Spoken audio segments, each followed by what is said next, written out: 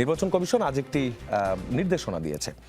সেই নির্দেশনায় বলা হয়েছে ভোটারদের তথ্য বাড়ি বাড়ি গিয়ে কোনোভাবে সংগ্রহ করা যাবে না, not even NID number or phone নম্বর, যেটা আসলে হচ্ছিল। এবং জামায়াতের আমির ডাক্তার শফিকুর রহমানের যে আসন, ঢাকা 15 আসন, এই ধরনের একটা ঘটনাকে কেন্দ্র করে হামলার সংঘর্ষের মতো অনাকাঙ্ক্ষিত যে ঘটনাটাও ঘটেছে, এখন জামায়াতের যারা কর্মীরা আছেন, যারা মাঠ পর্যায়ে এই কাজগুলো করছিলেন, তারা কি এই কাজটা বন্ধ করেছেন নাকি অন্য কোনো উপায়ে চলছে?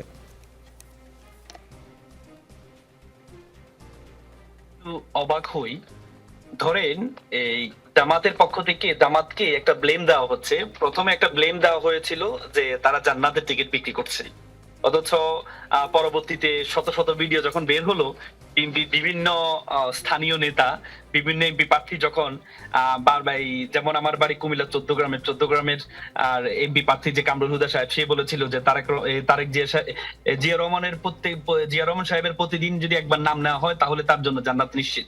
এভাবে যখন বিভিন্ন ভিডিও বের হওয়া শুরু হয়েছে, তখন ওনারা জান্নাত থেকে ফেরত এসে এখন নতুন একটা ইস্যু চালু করলেন। সেটি হচ্ছে কি, সেটি হচ্ছে বাড়িতে গিয়ে গিয়ে নাম্বার কালেক্ট করছেন। দেখেন আপনি, এটা আমরা 17-18 বছর ফ্যাসিজমকে দেখেছি।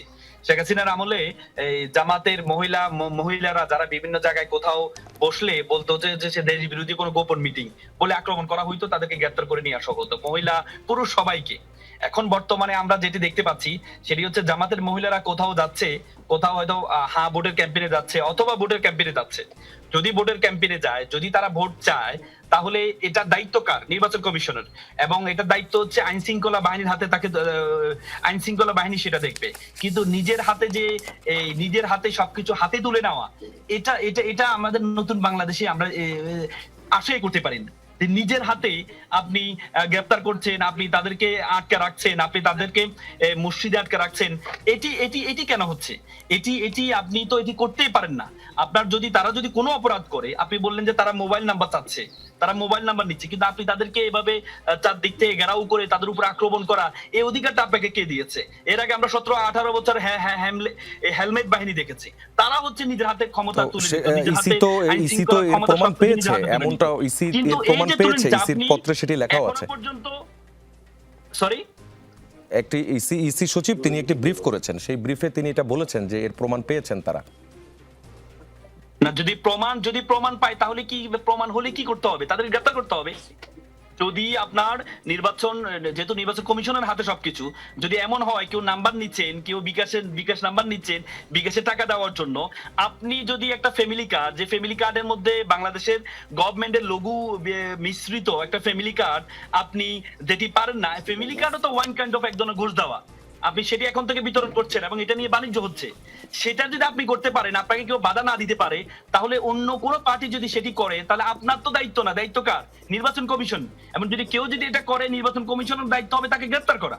কিন্তু সেটি না করে কারো হাতে কেউ দলীয় ভাবে ক্ষমতা দেখিয়ে তাদেরকে আক্রমণ করবে, তাদেরকে আহত করবে, এটি তো নতুন বাংলাদেশে আমরা কখনো আশা করতে পারি না। সেটি 17-18 বছর আমরা দেখেছি, কিন্তু নতুন বাংলাদেশে এটা আশা করা যায় না, সেটি আমরা দেখতে পাচ্ছি।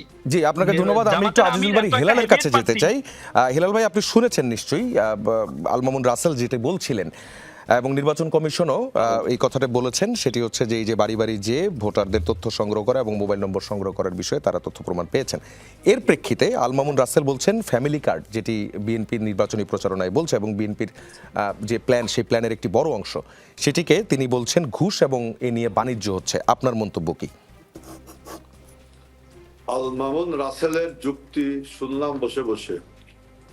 আমি আল মামুন রাসেল আমাদের আগামী দিনের হয়তো নেতা, তরুণ নেতা জামাত ইসলামের, আমি ওর কোনো যুক্তিকে চ্যালেঞ্জ করতে চাই না, তবে ফ্যামিলি কার্ড সম্বন্ধে ওর আইডিয়া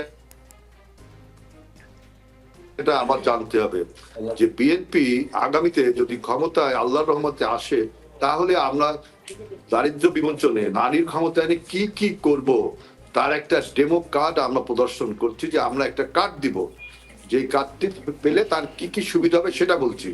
এটাকে আপনি তো নির্বাচনী ইশতেহারে আমার রয়েছে, এবং আমরা কিভাবে নির্বাচনটা করব।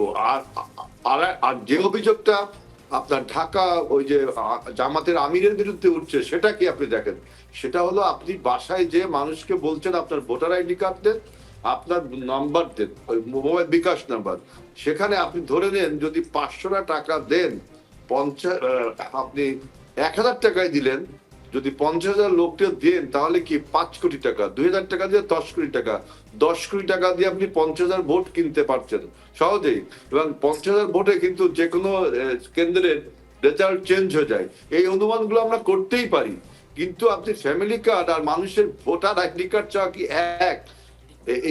এটা হলো বিষয়। এই জন্য ও একটা যুক্তি দেখাইছে। এখন আমরা যারা শুনছি এবং অডিয়েন্স আছে আমাদের, এরাও শুনছে যে বিএনপির কৃষক card, family card, health policy, এই যে পরিষ্কার করে আমরা আগামী দিনের কর্মসূচিগুলো দিচ্ছি, কিন্তু আমি দেখছি অন্য কোনো দল যে সমস্ত রাজনৈতিক নির্বাচনে অংশগ্রহণ করছে, তারা কোনো ক্ষমতায় গেলে রাষ্ট্রকে কিভাবে চালাবে এরকম কোনো ধ্যান ধারণা আমি দেখলাম দেয়নি। শুধুমাত্র এনসিপি দেখলাম 24 দফা একটা অনেক আগে দিয়েছে, আর জামাত যেটা বলতে চাচ্ছে যে একটা ইসলামী রাষ্ট্র করবে। তা আমাদের প্রশ্ন যে ইসলামী রাষ্ট্র করবেন, কিভাবে করবেন, সেটাও তো আপনি কোনো কিছু ডিটেল লিটারেচার দেননি। এবং মানুষ প্রশ্ন করছে যে ইসলামে কি রাষ্ট্রের ধারণা আছে কিনা, অনেক কোশ্চেন। আগে শুনতাম যে আপনারা বলছেন যে আমরা শরিয়া আইন চালু করব, আবার গতকালকে বলছেন করছেন না। তার মানে কি আপনি সুপারফিশিয়াল সবকিছু বলছেন, এইসব বিষয়ে আমি সমালোচনা করছি না। আমি যেটা বলতে চাচ্ছি, বিএনপি আগামী ক্ষমতায় আসলে কি করবে তার ইন ডিটেল সব 8 দফার সঙ্গে আমাদের আপনার 8 দফা আছে অর্থনৈতিক পলিসি, এবং 31 দফা আছে রাষ্ট্র সংস্কার, এবং আমাদের জন্মের সাথে জড়িত 19 দফা, এবং সবকিছু আমরা ক্লিয়ার করেছি। জনগণের কাছে ওয়ার্কশপ করেছি, জনগণের কাছে কথা বলেছি, হ্যান্ডবিল করেছি, সেমিনার করেছি, সভা করেছি, আমাদের আগামী বাংলাদেশটা আমরা কিভাবে দেখতে চাই। এখন এই দেখাকে যদি আপনি বলেন যে ঘুষ দেওয়া, তাহলে আমার কোনো বক্তব্য নেই। অডিয়েন্স শুনছে এবং আপনিও বুঝছেন বিষয়টা। জি হেলাল ভাই, আপনাকে ধন্যবাদ। আমি নাবিদ নওরোজ সাহেবের কাছে যেতে চাই। ভাই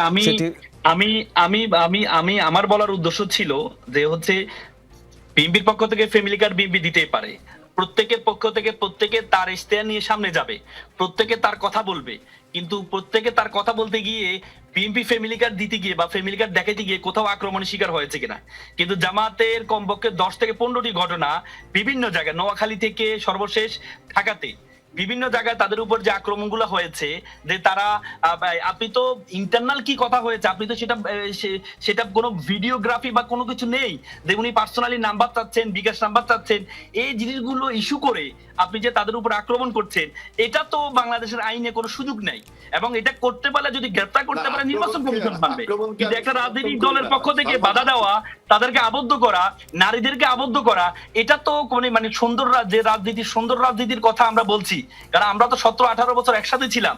সে একসাথে থাকার পরে এখন এতদিন ছিলাম।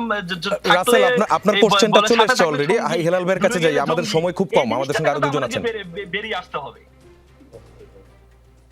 না, আমি বলতে চাচ্ছি যে আক্রমণকে কেউ কখনো সমর্থন করে না, কিন্তু একজন ভোটারের ভোট কিনে নেওয়ার যে প্রবণতা, যেটা গত 17 বছর ছিল, যেটা আপনার এরশাদ আমলেও ছিল, বাংলাদেশের ভোটার ব্যবস্থা যেখানে কালিমা লিপ্ত হয়েছে, এই যে আপনার ক্যাপিটালিজম বা এই যে আপনার পুঁজিবাদ, যে মানুষের ভোটকে, আপনার নিরন্ন মানুষের ভোটকে কিনে নিচ্ছে, এইটার প্রতিবাদ করছি। কিন্তু প্রতিবাদ করতে যাই এই যে সংঘর্ষগুলো হচ্ছে, এটা অবশ্যই বিচার করা দরকার।